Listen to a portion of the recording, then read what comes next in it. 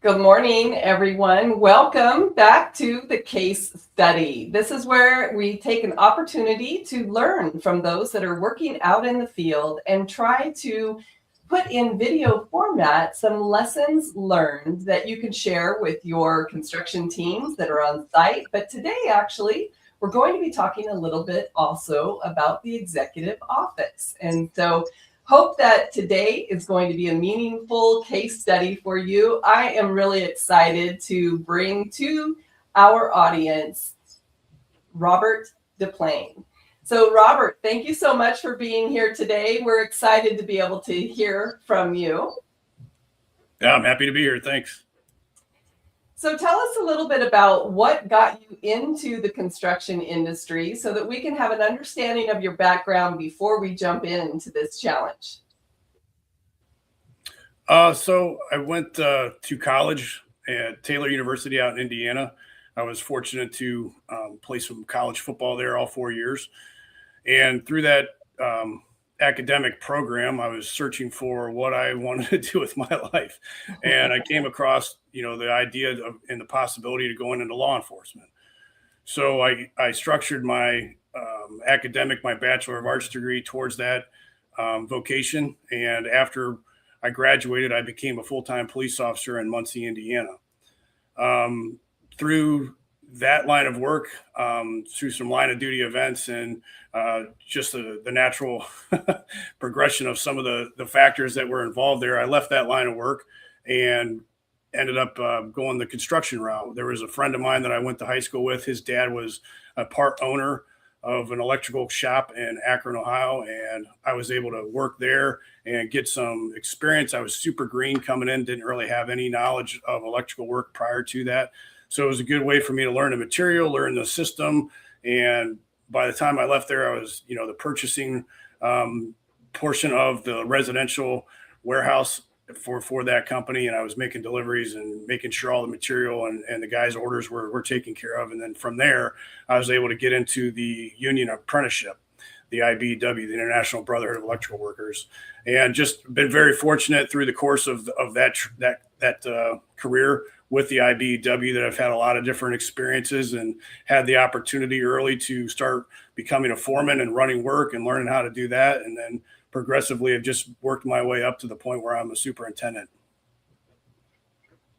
Well, one of the things that you have there in your background is, construction is often looked at as a low entry industry because it doesn't require a lot of technical talent or knowledge in order to be able to start. But I would argue that your military background, your police background is much similar to military background, where we also have a lot of vets who are able to use that strategic training that you have in those disciplines to be able to enter into the construction industry. Did that help you?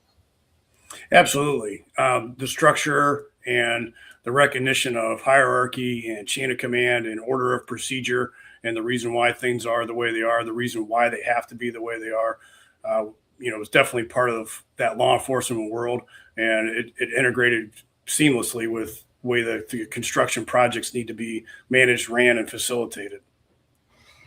Well, I think this plays right into what we're going to be talking about today. And that's what I like with construction management online to say that if you can manage your life, you can manage a project. And I think that that's really what those kind of disciplines outside of construction can offer, that it will accelerate your position in the construction industry by being able to have some of this strategic knowledge and know how to do this planning, but also knowing how to work in teams and knowing how to be able to create working flows within teams where everyone has to be able to kind of be on the same page. And in this world of everyone needs to have an input or perspective, it can cause some headbutting out on the job site. And so would you tell us a little bit about what your challenge is today? Yeah, so one of the things we're going to talk about is the start time. I've had opportunity on different projects where it was not in contention with other trades or with the general contractor, where the start time was flexible for our crew. And recently we had that opportunity, and I presented that to the crew. My hours as a superintendent, I was going to be there before and after them regardless. So the referral from the union hall was for 8 hours, and that's what I needed them to put in. I didn't care when that 8 hours was accomplished. I wanted them to have their voice, and that was a great opportunity for them to have buy-in and some ownership of the project, in my opinion. So I let the crew foreman and the general foreman kind of have that conversation with the crew at large. And I, told the crew myself face to face that this was a decision I wanted them to come up with. It's something I didn't want to concern myself with whatsoever. And I had other things that, I was managing to make sure that the path was cleared for them to do the work. So it was something I wanted them to collaborate on, discuss among themselves, and get to that resolution. And they did. So for most part, during the summer hours, the crew at large wanted to start at 6 a.m. So that was no problem for me. I just made sure that we were still getting out of the trailer, wanted all the safety paperwork done, had all those diagnostics for what they were going to be running into through the day. I wanted all that completed in a timely manner, and still being able to get out into the field, at that 6 o'clock start time. So that ran pretty smooth for the most part. And then towards the fall, the crew, had kind of a split, and a lot of them wanted to move back to that 7 o'clock start time. And again, it didn't matter to me. I just wanted it to be a consensus among the group. So it came to me that through the crew foreman and the general foreman that, hey, the crew has decided that they want to go back to 7 o'clock. I was like, okay, great. It makes no difference to me. So I said, look, go ahead and do it. Next Monday we'll go back to a 7 o'clock start. So they made that announcement, and the next thing I know, I'm getting the job steward pulling me aside, and he's like, hey, I you had told us that this was our decision, and that you wanted us to kind of take ownership of it, and that's not what's going on here. I was like, well, that's I'm confused. What happened? Because they told me that you guys had all talked about it. And he said, no, it was not brought to us, and we didn't know anything about it. I said, okay, well, that's definitely not my position. That's not what I wanted. Let me get to the bottom of it. So I called a meeting with all of the crew foremen and the general foreman. I was like, hey, what gives here? What's happening? The guys are telling me that this wasn't presented to them. And they said, well, we really wanted to move back to 7 o'clock. And I was like, okay, well, did you mention it to the crew? And they're like, well, no. And I was like, well, you guys told me that you did. So now we have a problem. We have a real division here in front of these guys, and crew health to me is priority one, because if you're not monitoring that, if you're not keeping your thumb on the pulse of that crew can really, work against you in a way that you don't want.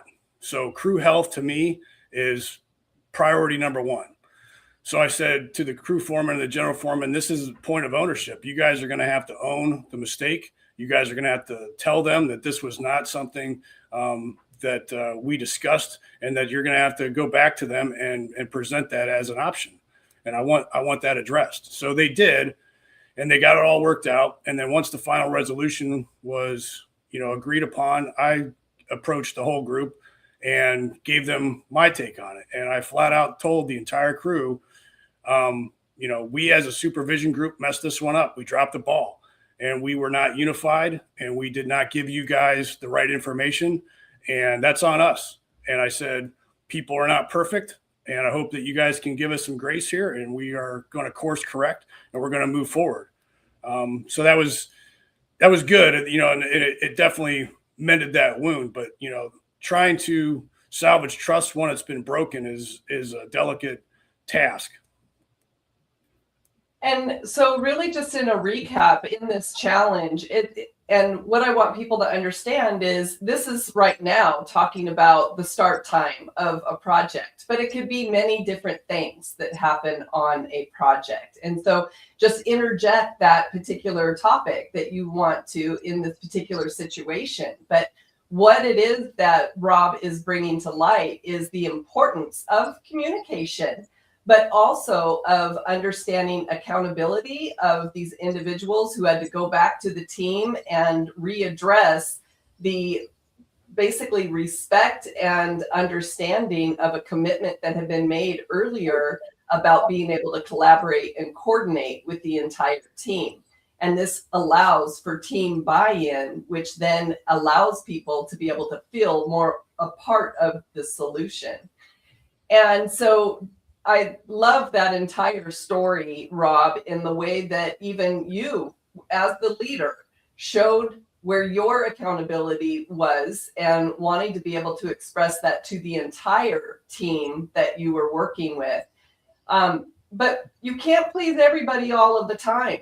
So what happens with those, 8 people on a team of 24 that still want to work at 7? Yeah, that's always the rub, no matter what policy, whatever procedure, whatever group decision, and that's construction or life in general. And you're never going to please everybody. But the one thing that I stressed when I was first presenting the idea that I want you guys to make the decision, I want you guys to have ownership and buy-in of it, is that it's got to be something that you guys work out. I don't want to have these conversations. I don't want to talk about when you're taking break, when you're taking lunch. I don't care.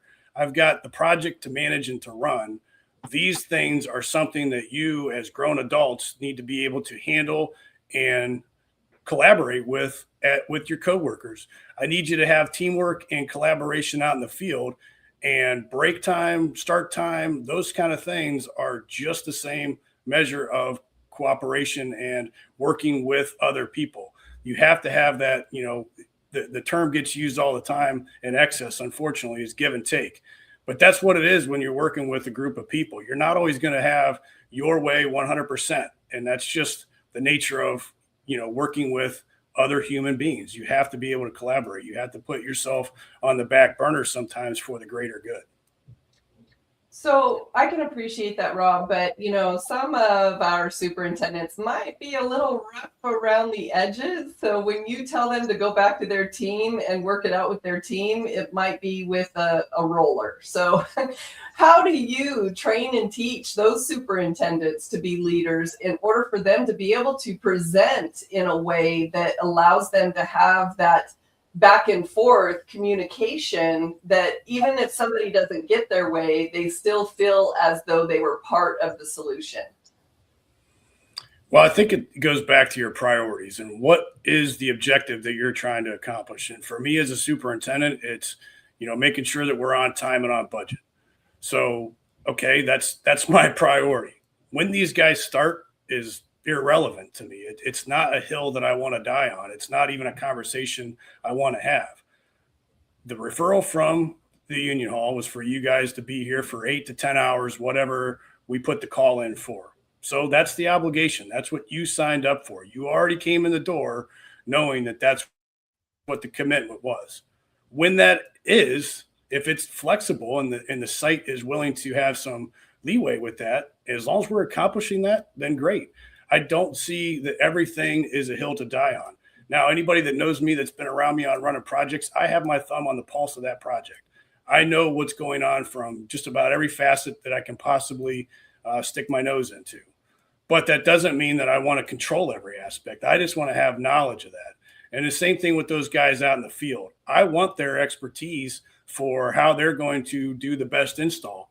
I don't know everything out there. I'm not the guru when it comes to all things electrical. I understand the work. I've been around the work. I've done the work myself, but I don't have to know every last little nuance. If Joe is good at, running rigid conduit and he's really, got it all figured out and dialed in, then I want Joe to be on that mission. I want him to enjoy what he's doing. And I want to be able to have him know that there's a rapport there, that when he sees something, he brings it to my attention, knowing that I'm going to address it and I'm going to take him serious because he's got that ownership from just the install method. So we established that, in my opinion, on the little things. And if there's an opportunity for me to give those guys that ownership and that buy-in on their level from just a simple thing as a break time or a start time, then 100% all day long, you guys make that decision, because that's a two-way street.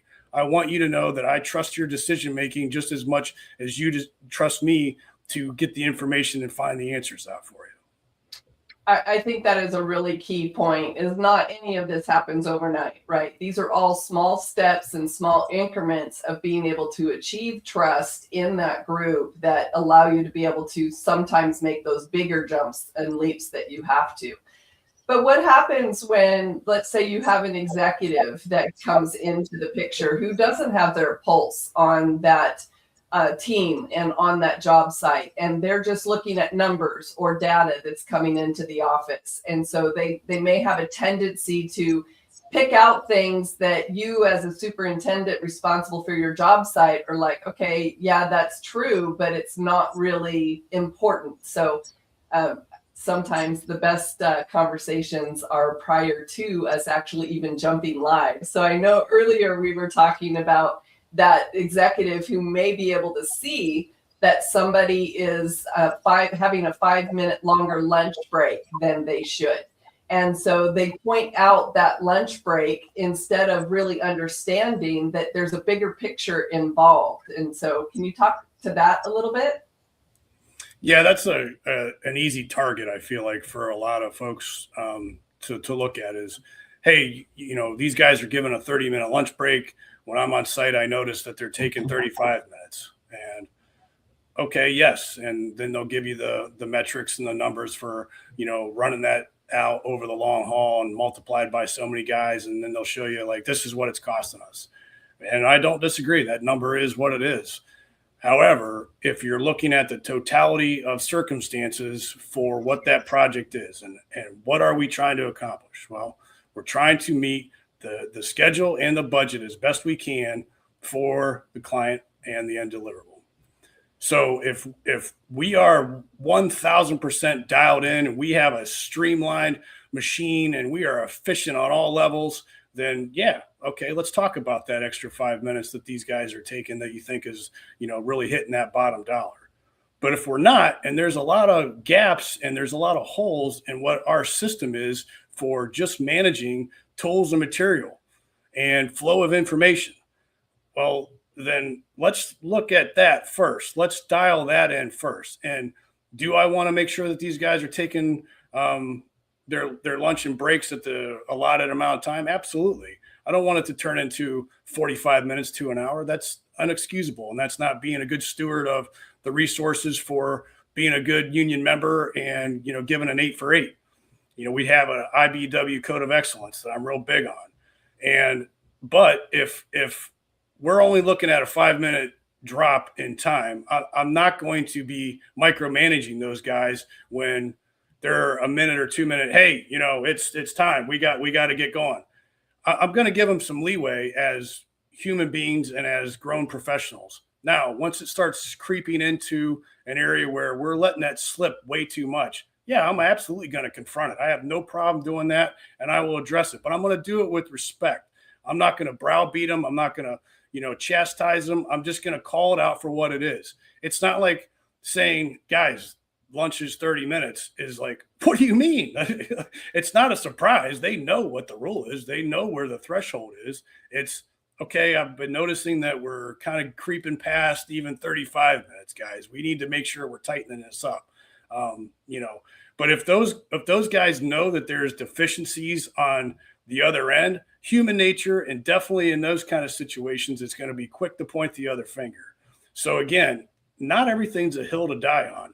And I think maybe that's just some of my law enforcement background with being in, high intensity, situations in my career there, where I understand the gravity when it's really a grave situation. But not everything is there. And definitely in construction, it can get to that. But usually it's for a lack of planning. It's usually because we didn't have the foresight. Nothing's in a hot environment like it is when you're in law enforcement. So to me, it's everything can be handled in stride. Everything can be handled with communication and really a lot of empathy for where these guys are coming from. It's hard to do some of the work that these guys are expected to do day in and day out in the heat, out in the cold, and then they're going home and they're still having to shovel the driveway or mow the grass or, handle the fact that the water heater took a dump on them. And now they, nobody in their house can take a hot shower or a bath, so these guys have got all those responsibilities that are on their plate too. And sometimes it's just having that level of empathy for where they're at. You can't let it slip. You can't let them walk all over you. That's definitely the case too. But there's a fine line there. I think you got to really have that wherewithal about you as a supervisor. And, speaking back to that with the executives, that's where that relationship is a two-way street there too. I try to make sure that I have a good rapport and a good relationship with the guys on my crew. But I also need to make sure that that upper management has that same kind of relationship and nature with me as well. I'm not always the best with it. Sometimes, I am that typical, gruff superintendent, and my fur gets up sometimes, and it's just the nature of me. I'm not perfect in that respect either. Well, and I think that that's to the point that you're talking about is sometimes we forget ourselves when we're trying to meet a budget and a schedule that feels impossible. And so, you're always up against that hill. But, earlier we did mention one of the most important aspects of what we were just talking about, and that is understanding the morale. And so the attitude, the culture, the morale that you're emplacing in these individuals who, might not take 5 minutes every day for lunch, but might be in a really great conversation in some brotherhood or sisterhood sitting there on the tailgates and just wanting to kind of finish up their conversation, and recognizing that when you come in and start demanding things in a way that is going to cause resistance, then that resistance doesn't, especially with an executive manager, it doesn't have an opportunity to be able to have other evidence that creates a workflow that respects what that executive has to say. In the sense of, if you're an executive and you're just worried about 5 minutes of lunch when we've got a $200 million project that's 2 months behind schedule, like my 5 minutes at lunch isn't what the problem is.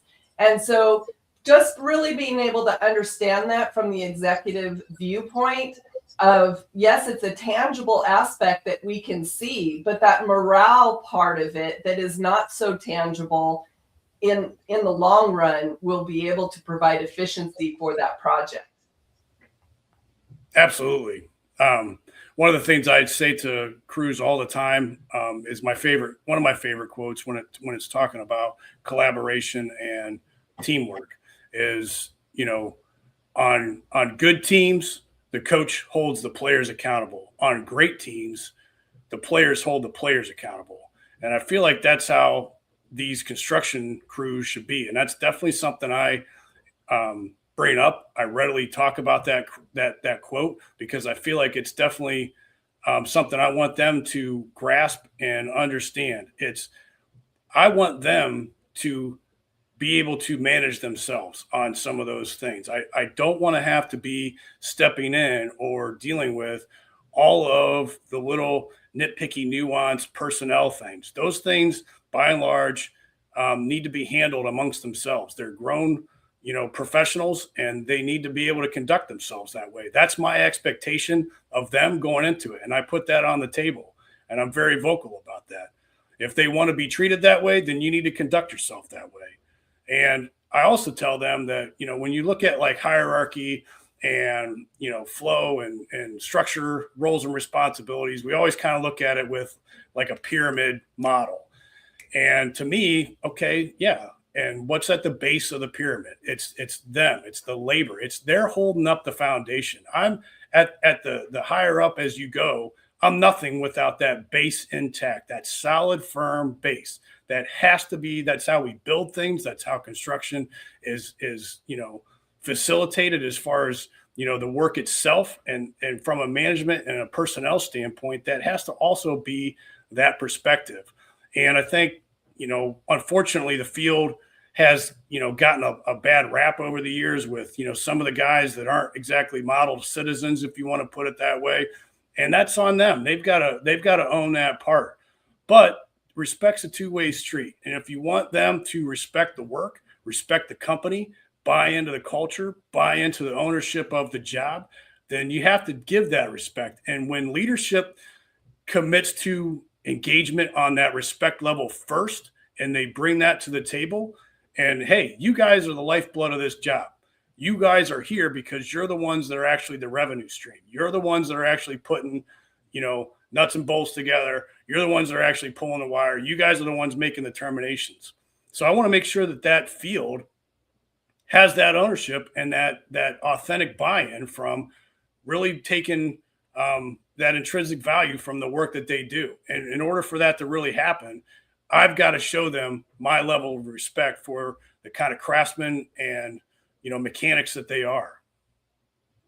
So what I'm hearing in us developing what needs to be the resolution for this type of challenge is really defining and designing your specific leadership style, because I can hear your leadership style is one of accountability and one of modeling, so that people can see what it's like to be able to do their job. And I really admire that. But, let me just push against you a little bit. And I'm not doing this in any way because I love the construction industry. So I would never want to make it sound as though I don't. But there's some real things that, people just tend to swipe under the rug that we need to be able to address. And so some of that is health wellness of some of our individuals that come into the construction industry. They're already involved with a trauma background of something, say, for instance, PTSD through the military or even through police work, or someone who might have been taking care of some of their problems with alcohol or substance abuse or physical pain that they have and now an addiction to opiates, or some of the depression that happens with the split, the box that especially men put themselves in that separates work and home, so they don't really have anyone to talk to at home about what went on during that day, because they feel as though, maybe their wife's not going to understand it. And so there's a lot of these things that create individuals that aren't so easy to work with sometimes. And so what is it that you do to be able to try to correct some of that attitude and morale that happens on the job site that would be a contributor to this teamwork vision that we're talking about today? Well, you got to be genuine, you got to be authentic, and you got to be consistent. These guys will sniff out all those things if they're fake. And that's what I bring to the table with these guys. I'm very intentional about that. I'm very respectful of them and empathetic. I've been in those situations. My background in law enforcement was tumultuous, and I had a lot of high stakes incidents that I was involved with that took a toll on me, and that's why I got out of that line of work. The baggage didn't just stop when I left the department. As a matter of fact, it got more complicated because I didn't have that background, that world to frame it against. I was just on my own. I see a lot of that with the guys that I've connected with that have that military background and that career, that they come into construction and it's hard for them.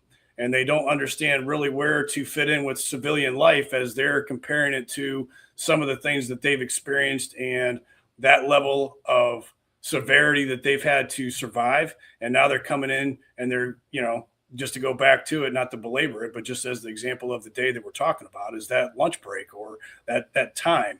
And, these guys have been in, hot zones and hot situations, perhaps in their military life or law enforcement like myself. And they're coming into this and now they're having somebody tell them when they can go to the bathroom and when they can start or take a break. And it's demoralizing to those guys.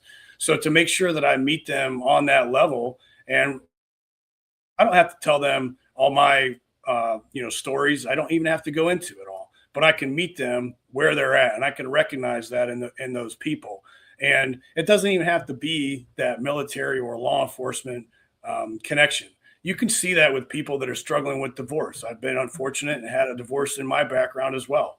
I've also, struggled with the substance abuse, and I gave up drinking alcohol, about 11 years ago, and I don't even mess with it anymore. It was a problem for me. It was a crutch for me. I was that guy that was stopping off at the bar every night on the way home, and it was a real issue. I was trying to forget and drown and numb myself to not have to deal with some of those things. But the more that you try to put it off, the more it's just going to be coming that nagging thing that's always, the elephant in the room, so to speak.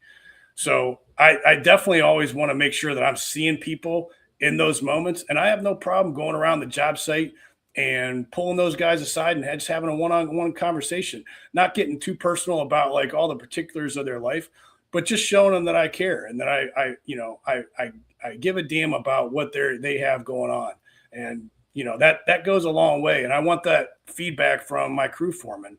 Those guys are the front line. They're the ones that are interacting. My day is, meetings here, emails there, all this different stuff. And I get out to the field when I can, which is important to interface with those guys. And then about once a month, I try to make sure that I go into the job trailers and talk to the whole entire crew at large. I want them to know information that's coming, some of the changes, some of the, schedule updates. I want them to hear it directly from me.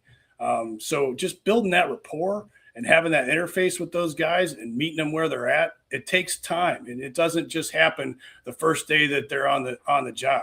You have to be able to be that guy, and then you got to be able to consistently be that guy. Well, thank you. And thank you so much for being, vulnerable and open with us about some deeper, more personal things. My dad also was an alcoholic for most of his career life. And just seeing what that does to somebody and to their family is a destructive thing. And so I'm glad that you're able to recognize that in other people and be able to be the wall that they need to lean up against in those times.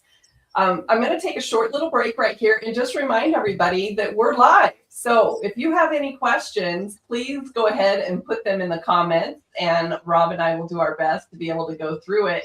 I did want to recognize Greg West, who is right there beside you, Rob, in believing that, hey, if somebody needs 5 minutes, then give it to them. They're working hard. And it's likely that if you give them that time, they're going to give it back to you tenfold. And so being able to recognize that, and I love the golden rule, treat people as though you would like to be treated. And so if you are giving to someone, that they're going to give back. And so thank you, Greg. Really appreciate your participation.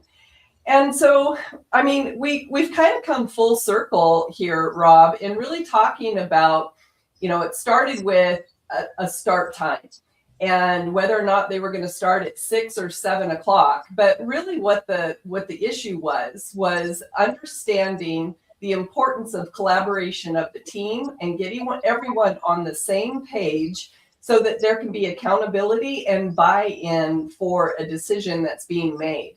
And in your particular challenge, it was later found out that there wasn't an inclusion of the entire team the way that it had been set up. And so there was a correction that needed to be made, which was made by you first speaking individually with the superintendent, not showing them out in front of the entire team and chewing his ass out for making a mistake. You took him in, you talked to him about it, you addressed it, you both determined a strategy of how you were going to move forward. He went back out to his team and then took care of the issue and then came back, reported to you, and then you were able to talk to the entire team. And so we can see how this process or this system that can be put in place time and time again whenever an issue or a problem comes up. So in that particular scenario, and understanding now how important communication is, collaboration is, being able to gain trust and respect, how do we bring the executive professional into all of this and try to minimize that gap in the divide between site and office? I think there has to be more site interaction. And I think that we're getting more dependent on Teams calls and emails. And I think, some of that upper management from the office, if we're really wanting to bridge that gap, these guys got to come out to the field more. And with that, they've got to be coming to the field and asking questions, and not in an accusatory way, but they've got to ask questions for their own knowledge. And if they've got, points that they want to raise that they're seeing, such as, hey, these guys are taking 35 minutes from my observation. Okay, well, let's have that conversation and let's go down that road of of your perspective, my perspective, and how that all translates to real-time, real-world application and practice for these guys out in the field. So I think there just needs to be more dialogue. There needs to be more of a willingness and an openness to understand from both aspects. You know, I think if that's where it can start, that's going to be a huge part of bridging that gap. And, I will just say from the executive side point of view, 100% I agree with you. But I also think it's so incredibly important for everyone to understand everyone else's roles and responsibilities. Because many times that executive is feeling as though you guys have no idea what we've got going on in the office. You think the site is bad. Try having the president of the office's door open, staring you down while you're trying to make 30 phone calls and keep up with 5 different projects and make sure that all of them are being paid, and meeting with HR and meeting with finance department, meeting with, pre-design on future projects, and meeting with marketing and interviews that you have to do in order to be able to get more jobs. And I think that when somebody doesn't understand what that other person is doing, they can't have an appreciation for why their hours are tied up doing other work than just coming out to a job site.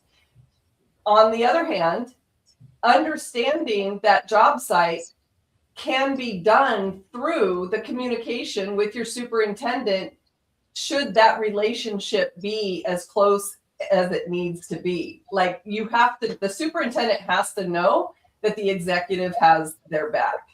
And I think that site visit is what would make you feel more comfortable. I think it could be done in a number of different ways, but that line of communication between those two is just so essentially critical. Yeah, I don't go through the motions with anything in life. So that's the point I guess I'm making is, if they're going to come out to the site, that's great, that's needed, but have an agenda, have a plan. That needs to be a productive visit. And I'm not looking for it to be every week. I don't need to be once a month. You can do it once a quarter. But if you have a targeted agenda and you know what you're coming to the table with as far as what you want to see, what you want to accomplish, you have a list of questions. How's this been impacting the forecast as you've been, looking at it with the project manager and the budget and all those different things? Well, bring that to the field and we can have those real world. I can show you some of those things as a superintendent. Superintendent role is definitely a challenge sometimes because you're that first bridge between the field and the office. You're really handling, a foot in both worlds. And to have that kind of plan, I'm expected, I need to, I just couldn't live with myself or run a job any other way without being 5 steps ahead.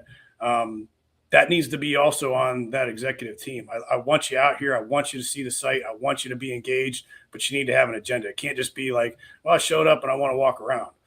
Well, really important point, right? Because usually they're there in a response to something. And that means there's already a fire or chaos that has occurred. So not very friendly conversations occur when those two things are happening. Well, yeah, I think that has to be a mutual understanding. Again, like you're saying, understanding that those guys are, looking for the next projects. You're in the mix of the current project, and that's definitely, your world as a superintendent or a general foreman or wherever your role is there.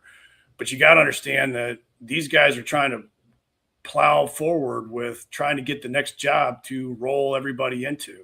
And that's a heavy lift sometimes. The market's competitive and, the bid documents aren't always the greatest and you're trying to piece together a lot of information. And, I get that they're under the stress, as well. But just having that mutual understanding of what both worlds are trying to accomplish is definitely goes a long way. And I think that just needs to happen more. And the only way to do it that I see it is to just be more open-minded, ask a lot more questions, be way more inquisitive on both ends. I like I can't remember what movie it is. It's probably just like a silly little girls movie, but trading places for the day, right? And what that actually entails. I wouldn't trade 100%. I would trade with you shadowing or mirroring the executive, and then them doing the same for you in an opportunity to be able to just observe and see what happens in your day. But I think that would be an extremely valuable experiment for companies to participate in if they're looking at training, educating, and streamlining their own employees.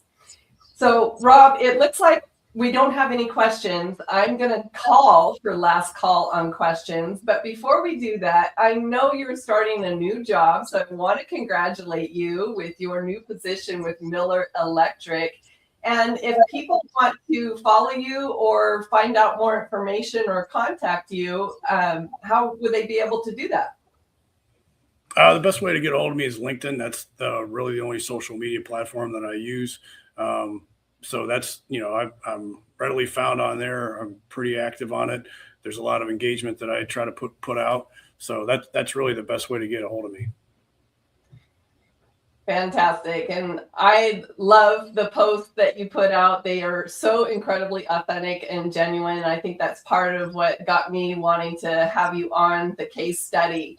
I do also just want to invite everyone to be able to be able to look at getting your certification in any of our construction management online programs.